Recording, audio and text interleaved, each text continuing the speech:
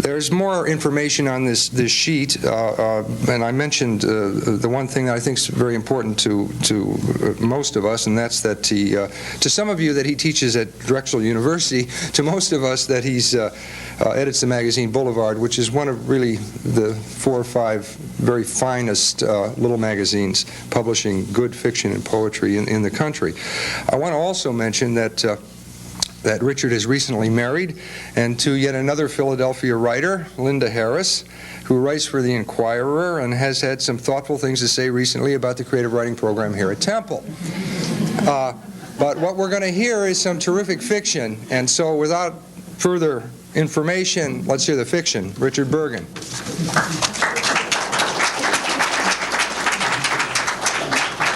Do you want to put something? No, you don't have to. Oh, okay. Okay. All right. Thank you all for coming. Appreciate it. I'm going to read a single story from my new book called Private Fame. Let's see, do I have any eccentric gestures? I don't know if this is a standard one or not, but when something is in quotations, that's my way of indicating it. Do other people do that? I don't know. But, so if something's in quotes, because I have a tendency to have a number of things, that's what that little bizarre gesture will probably mean. The story is called The Spirit of New York. If my voice gets a little too introverted, I don't speak loud enough, or I'm speaking too fast, let me know, okay? The Spirit of New York. I scare people, usually women, I admit. I don't hurt them, or ever wish to. I simply jump out at them, or suddenly appear from a corner or doorway, or from behind a parked car or tree. After they gasp or scream, I apologize profusely and try to calm them down. I do it so they think it could have been an accident. Almost immediately I feel remorse and hope they forgive me. But it's also true, I feel tremendous pleasure as well. The first time was in Beechwood in the Grove.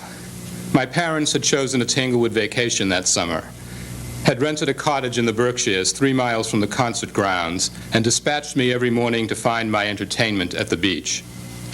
I was 10 or 11, have never been sure which I was then. I loved the lake, blue and surrounded by hills, though I was also afraid of it. I loved the sight of the lake, the stillness of the lake, but I was terrified by the fish in it, and found the occasional feeling of bluegills nibbling on my toes appalling. There were 2 rafts in the water 20 yards apart. The more distant one was where the big kids often threw the smaller ones off while playing King of the Raft. The one near the shore was like an aquatic daycare center, teeming with uncontrollable young life. At my in-between age, in my in-between frame of mind, I eventually abandoned both rafts in favor of the grove just behind the beach. The beach itself was no temptation, just a few yards of undistinguished pebbly sand. The games that went on in the grove were sporadic and spontaneous and much more to my liking. It was there I met Karen, who was 8 and had magnificent gold hair and lake blue eyes. Only a slightly too wide forehead kept her from physical perfection. I often focused on that forehead, as if to keep myself, scrawny and practically chestless as I was, from feeling too inferior by comparison. Karen's father was in the orchestra that played in Tanglewood in the summer. Her mother and mine were vaguely friendly, the kind of friendliness my mother had with everyone.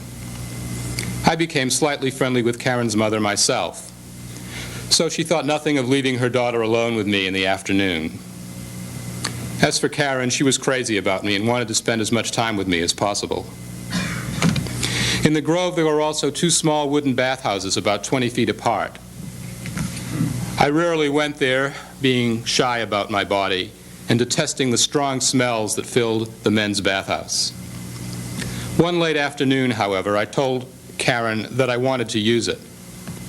She immediately said she wanted to go to the girls' bathhouse. As soon as we parted, I began to have doubts about whether I really should go. Though it was late, someone else could still be using it. And then there was the matter of those awful smells. After climbing just one of the steps that led to the door, I turned and ran to the girls' bathhouse, crouching low like a monkey by the side of the bathhouse, where strips of green paint were peeling in the sun. Then I heard Karen's very proficient-sounding flush, a door creaking open, then her slippered feet on the steps. I didn't even have to follow her, for luckily she turned in my direction. I merely pressed myself against the wall, as if I were part of the paint covering it. As soon as she came into view, I jumped out with a scream that never settled into a particular word that might have been her name or my own. For a second, her eyes looked into mine. Then she bowed her head and began crying inconsolably, her little chest shaking and heaving in a kind of musical rhythm. Instantly, my thrill at scaring her turned to anguish, and I began to apologize. After a few minutes, she stopped crying and even let me walk her home. But I was never alone with her again, and her mother adopted a distinctly different attitude toward me those few times we saw each other at the beach. Looking back, it's hard to remember how I felt in the aftermath of scaring Karen. For one thing, I don't remember spending even a minute trying to understand why I scared her or why I derived so much pleasure from it. Maybe I simply understood it all as a natural expression of my being, and the fact that I lost Karen as a result, as well as any happiness at the beach for the rest of the summer, made me feel I'd paid the price. And yet, 2 summers later, at Cape Cod, my parents were restless vacationers. I struck again. This time it was with a little brunette I'd befriended for a few days named Margie, who was probably about 10. Unfortunately, Margie must have told her daddy, for when I bicycled past her cottage looking for her the next day, he immediately came after me in his car. His lecture to me on the soft shoulder, while some very curious drivers whizzed by, was pretty frightening itself, culminating in a promise to kill me if I ever scared his little Margie again. I nodded piously and apologized.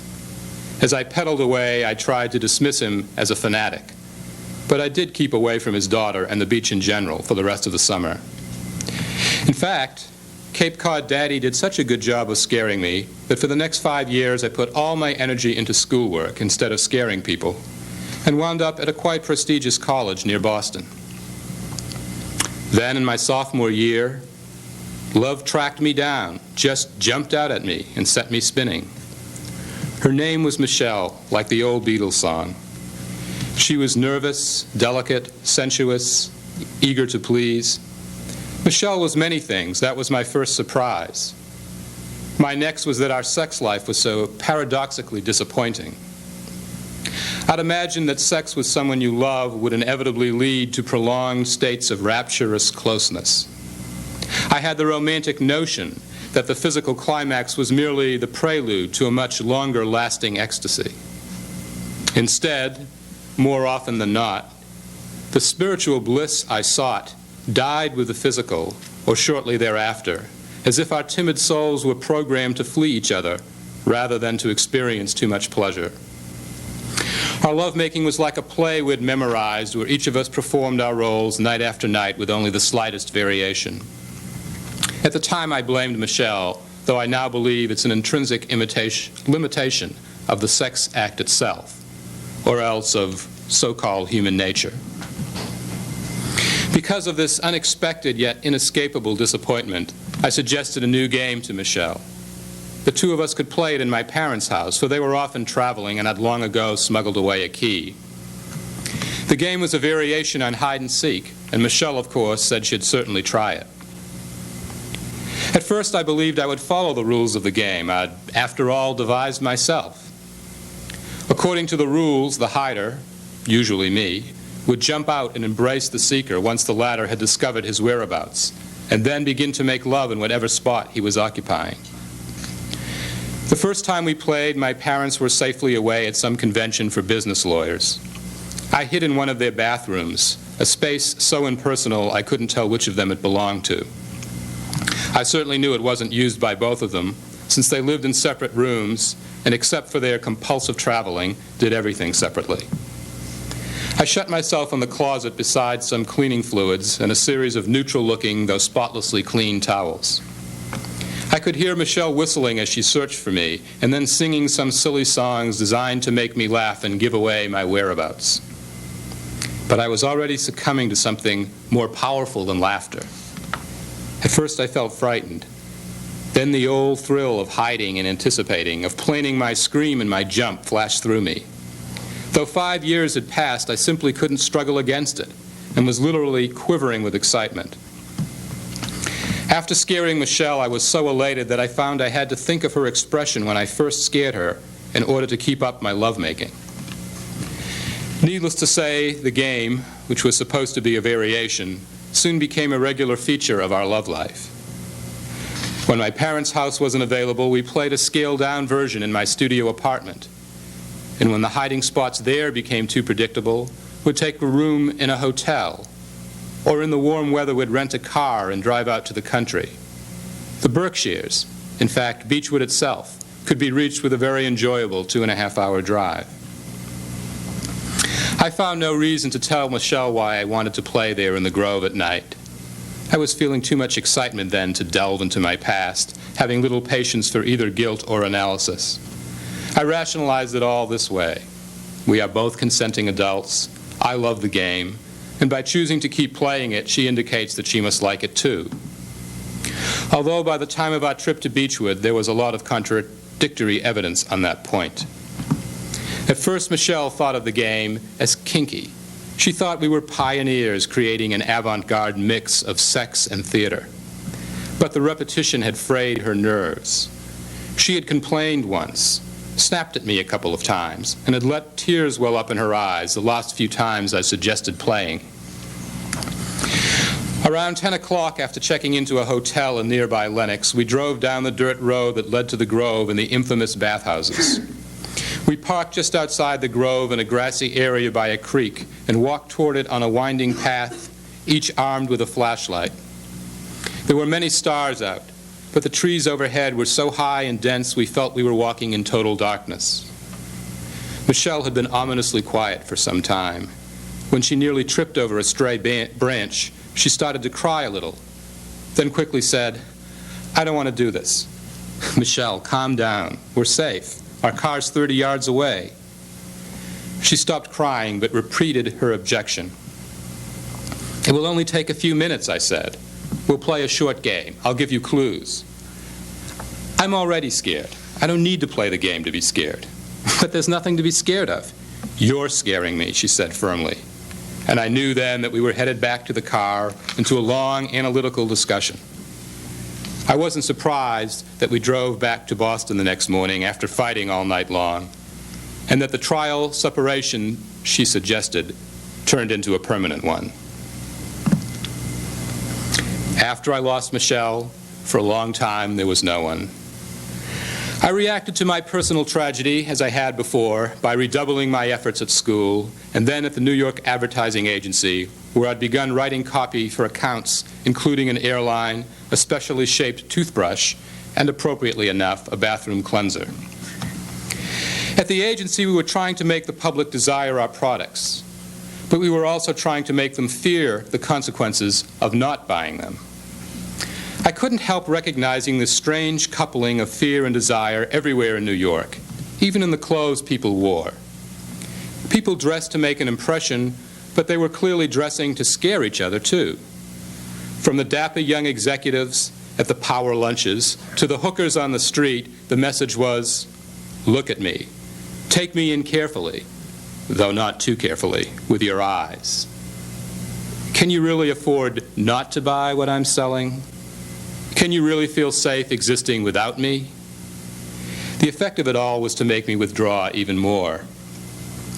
Before I'd lived there, I often thought of New York as one of the images of infinity. Infinity was a concept that had dazzled me throughout my adolescence. But now I found that, while conceptually beautiful, infinity is more terrifying than anything else. You cannot defend against endlessness. It breaks down every system. I was particularly ill-suited to try. The landscapes of my life were the lake and grove of Beechwood, my suburban college campus, and my parents' scrupulously neat home, where I used to daydream about the size of space and time. It's funny, I began with many romantic ideas of infinity, and now I longed for, if not a neighborhood, then at least a few streets where I could feel at home. Instead, I found chaos and coldness everywhere. The only thing that wasn't utterly chaotic was my work. But while I was succeeding in it, I never considered work a real part of life. Everywhere I turned, I felt blocked. My parents' letters and phone calls were coming farther and farther apart. It was as if, now that I'd achieved economic independence, they felt they were at last independent of me, their strange and almost alien offspring, and could at last retire as my parents. Sometimes I didn't even feel that the woman who held the title was actually my mother. I would sit by my bedroom window, which had an extraordinary view of the sky, and try to remember as much as I could about her, such as the time she wiped ice cream off my face. Well, perhaps I had had a mother after all, and a father too, stern and forbidding though he was. Still, they weren't people I could turn to, and I continued to look to my new city for my sense of home. It wasn't long before I made the mistake of visiting one of the darker pockets of New York, Hell's Kitchen. I thought I might play my game, the hide-and-seek one, with a prostitute, but the results were disastrous, much too painful for me to want to even think about.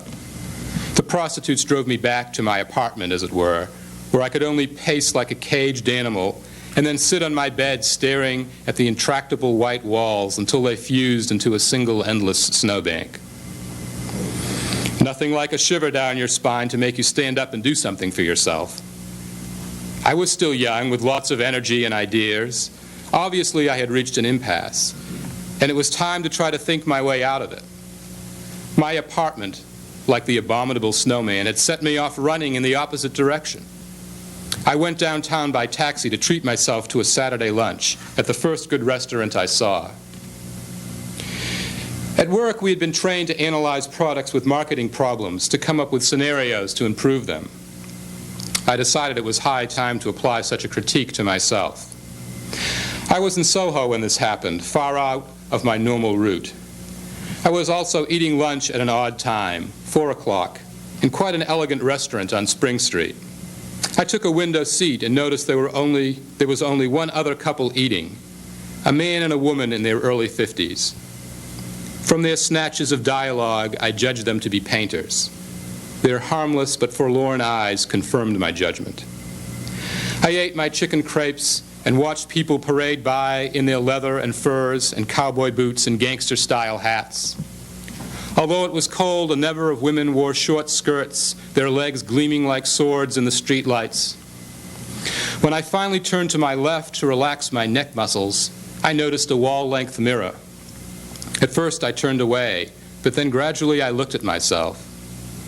I was very similar to the other men in my department, I concluded, which, given my special needs, might be exactly the problem. I hurried through the rest of my meal so I could spend more time studying myself. Finally, I got up from my table and walked toward the mirror to get a closer look. My appearance had no USP, unique selling point. That was undeniable. But maybe my imagination could create an alternative. The mirror will not show you the future, that's for sure, not unless you come armed with your imagination. The painter couple now openly watched me as I practiced different walks and even a kind of dance in front of the mirror. I didn't care. I can be quirkily unself-conscious like anyone else. Though I've actually been paralyzed with self-consciousness for most of my life, I also have a capacity to rise to the occasion. I was using the mirror now as a tool to recreate myself. No wonder I was dancing in slow, delicious circles near the end. I had determined that muscles were crucial to my new appearance and that the Y was a natural place to develop them. But I soon found that the Y was not the place for me to achieve my new look. There is something about bodybuilders, would-be or otherwise, that is indescribably repellent. I had thought I would identify with them, but I couldn't. Besides, the awful smells there that brought back memories of the Beechwood bathhouse were much too distressing. I left the Y after a few sessions and bought the weights and mirror I needed to work out in my living room. After a few months, I'd fleshed out my 6-foot frame and become quite a menacing figure. As an added touch, I bought a jet black wig, a savage slicked-down pompadour. Then I found a T-shirt near Times Square that said, "The Spirit of New York," in blood-red letters, and I began wearing it underneath my black leather jacket whenever I went out late at night. I was very unhappy when the shirt faded, for I never found another like it. Why hadn't I bought more than one when they existed? I began walking from my apartment on 105th Street toward Barnard College. It was a little past midnight, and I could feel my new muscles rippling like waves, could feel the new blackness of my hair and jacket. It was the first uniform I'd ever liked. I thought, if someone from work were to see me, they'd never recognize me. Not now. I was aware that my simple presence was probably frightening numerous young co-eds. It was a subtle feeling, but it helped me for my first few blocks. At 109th Street, I saw her walking alone with her head down. She was tall and thin and stooped a little. She also wore glasses and had wrapped her blue scarf around herself as tight as a mummy. Using the parked cars and trees as camouflage, kneeling down and running monkey-like at times, I managed to get a half block ahead of her. If she turned now, all would be lost, of course, but I felt that she wouldn't. I moved up one car, crouching behind a blue Buick, a hydrant, and a clump of skinny sycamores. She kept walking nearer. At the decisive moment, I emerged and nearly collided with her. She seemed to reel, her eyes going up in her sockets like little orphan Annie's. "Sorry," I said. "I was checking my tires and didn't see you. Are you okay?" She nodded quickly like a puppet. She couldn't even manage a word for me, she was so frightened. I watched her disappear into her apartment 2 doors up, looking back over her shoulder at me once as I stood firm like a large rock that had suddenly materialized on the street. Then I got another idea. I hadn't improvised like this since my days with Michelle. I walked a few blocks further and entered the vestibule of another doormanless walk-up. If I wanted to, I could get in the building quite easily, but that could be construed as a crime, and I wanted no part of it.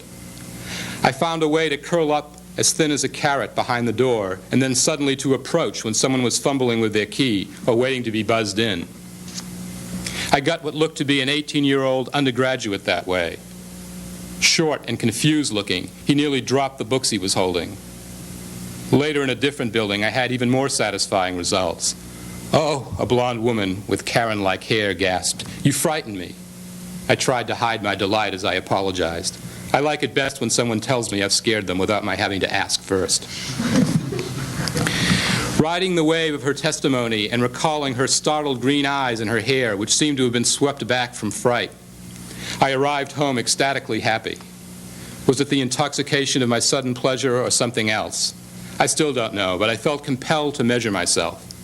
I made a dot on the wall where my head ended, repeating the process 3 times, and discovered that I was now 6'1". I had grown an inch. 6'1", 6'1", I repeated like a mantra whenever I went out. I had considered buying elevator shoes at one point, asking myself, why should my body have grown horizontally but not vertically? But now it had grown vertically, and I had no explanation for it, which made it all the better. At the office, no one commented on my new height. They were a perversely jealous group of midgets, and that lack of reaction was to be expected. I tried to blend in and be one of them. I was hardworking and conscientious as I devoted myself to campaigns to scare people into buying our products. "I've fallen and I can't get up" wasn't my line, but it could have been. I was essentially a yes man, though I had developed a certain prickly sense of humor that I occasionally turned on my bosses, but in a playful enough way that it usually ended up pleasing them. Except for my muscles, I dressed and looked like everyone else. But after work, I was as different from them as could be. It was as if a gate had been opened, and though it was dark out, I could suddenly see the world. I felt infinitely stronger, yet my step was lighter, my senses more acute. I could feel my heartbeat, and when the action was good, I would sometimes grow 3 or 4 inches taller. I made the amazing discovery, which I never shared with anybody, that it's not just our genitals that can spontaneously expand or contract. When it was over and I returned to my height of 6'1" and was back in my apartment, I'd feel let down, and I'd take a tranquilizer to ease the transition from so much excitement to the somber world of sleep and the even more somber one of work. It was a small price to pay. My walks rarely disappointed me. The only bad times were with some of the prostitutes. They were so insensitive and uncaring. Their indifference went beyond professionalism. It was zombie-like. If every person is scary in their own way, and I fervently believe they are, prostitutes were scary for being like the living dead. Giving them up and the orgasms that occasionally went with them was a minor sacrifice. It was no more difficult, say, than leaving home had proved to be. When it rained, the action would be slower, but one night I went to the subway and things changed again. The station lay before me like a giant Pachisi board, but there was a difference. People were constantly angling toward the safety spaces, though when they got there, they discovered those spaces were illusory. Where was there even one safety space? It wasn't too near the track, or on the benches, or by the telephone that rarely worked. It wasn't near anyone else, for everyone else was a stranger. And in the underworld light of the station, everyone looked menacing. In the subway, it was always Halloween. In such a world, my opportunities multiplied, but so did my anxieties. I didn't want to frighten anyone near the tracks so badly that they might fall, and I didn't want to provoke someone into attacking me, for people have a habit of carrying and using concealed weapons in such places, a la the subway vigilante himself. After a 10-minute tug-of-war about what to do that ended in a stalemate, a train roared by. I followed its sound and then its gleaming tail until it wound out of sight. Then I turned and saw some action. Usually I focused on solitary people, but a mother and daughter seated on a bench 50 yards from me seemed ideal. They were talking to each other very animatedly, and they were both wearing navy blue, which is one of my favorite colors to scare people in. I circled behind them, walking just in front of the billboards. They were having quite an argument. As their rhetoric intensified, I wondered if they really were a mother and daughter. Perhaps they were lovers instead. I couldn't be sure. I crouched as I approached them, though I could feel myself growing again. Then the younger woman turned to the older and shrieked, "You can't buy love, and if you could, you wouldn't spring for it anyway." For a second I froze. The words were said with such cruel conviction that I thought the lover mother might hit her.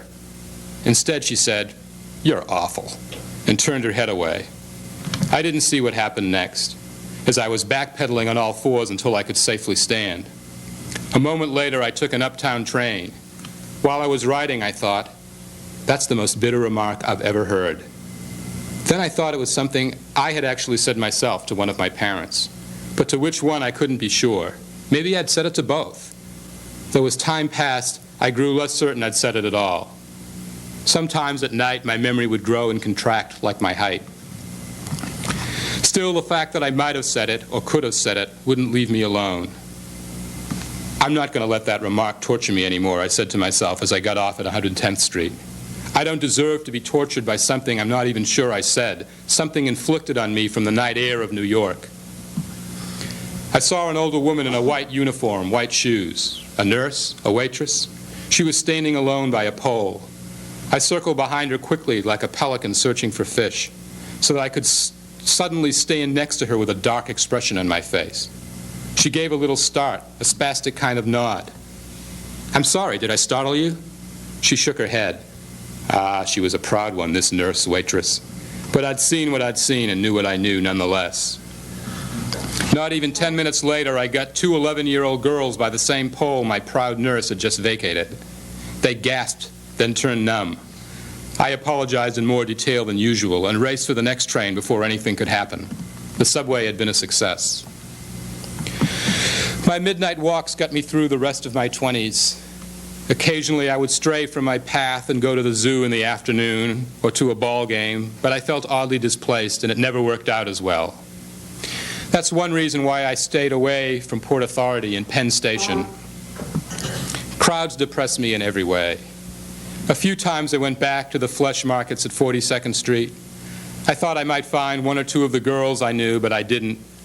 What with AIDS scaring everybody two-thirds to death, I was better off staying away from them anyway. There was a whole new cast of zombies now, maybe due to AIDS, but they looked more fearful than ever. There was no point in scaring the already scared, so there was no action there. Shortly after I turned 30, I made an important contribution to a network campaign for a fast food restaurant. My promotion to middle management brought me my own office, which was a relief. My boss said, "You're one of us now." I must confess, it made me happy. I knew he was inane, but he could make me happy. I knew he spent his life frightening his employees and plotting with them to con people into buying our clients' products. Still, his praise made me happy. A paradox, but one I accepted. I won't puzzle over it anymore, I said to myself. I'll celebrate instead. They had actually wanted to take me out to dinner, but as usual I declined, saying I had to take care of my ill mother.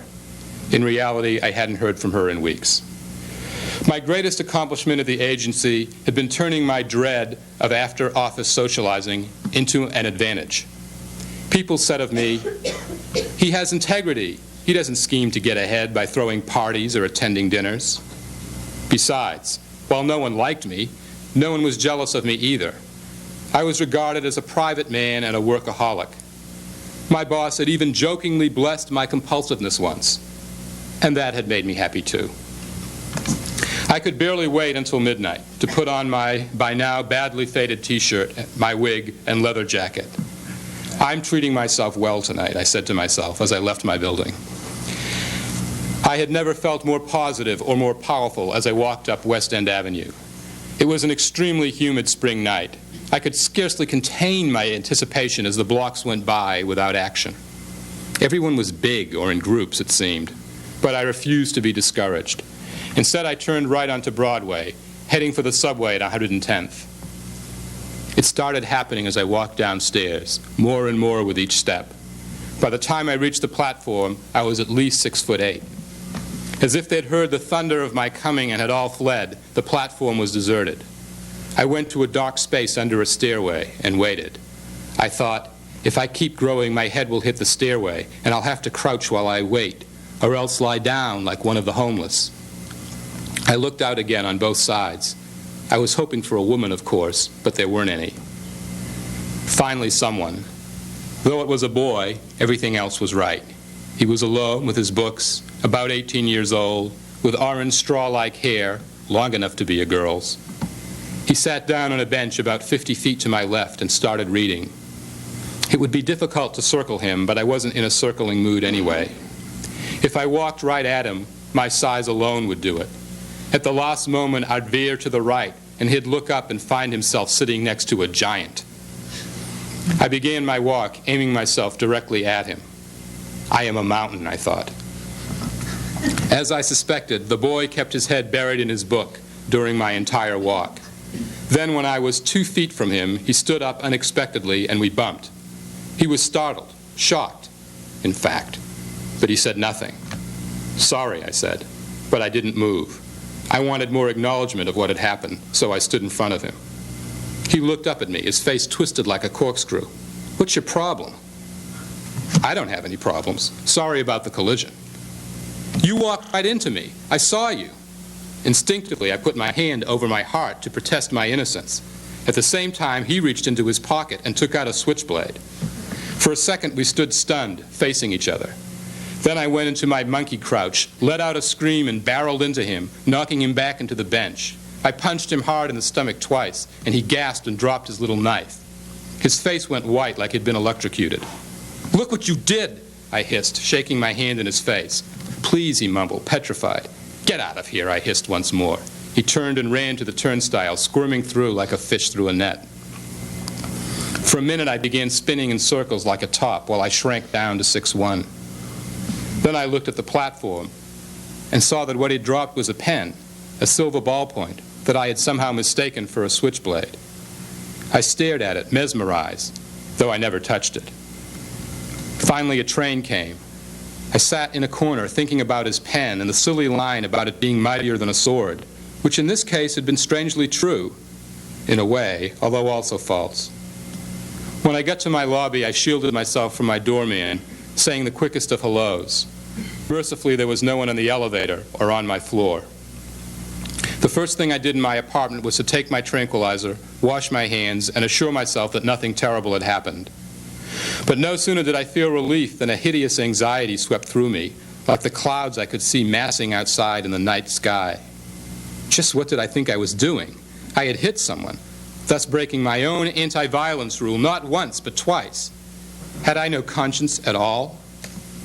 Then the attorney for my defense, who these days occupies only an equal part of my brain with my prosecutor, rose up and spoke for me. It was an aberration, an incident that had never happened before, and besides, I thought I was acting in self-defense. Anyway, I do nothing compared to what other people do. I don't hurt people in relationships. I don't mug, rob, rape, or pass on diseases. I don't break hearts, faith, or contracts.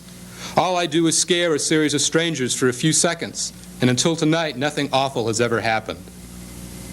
Then I remembered Michelle and felt a stab of pain, but that was so long ago. Surely I could forgive myself for her by now.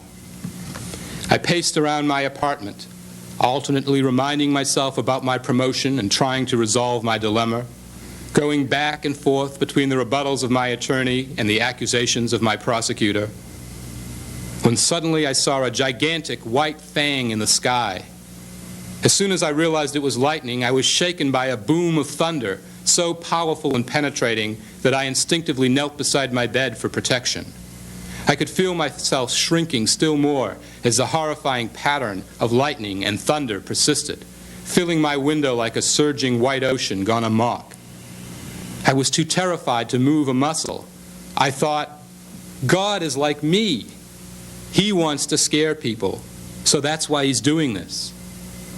And still I shook with fear, though for a while I also felt a peculiar sense of mercy for myself. Thank you.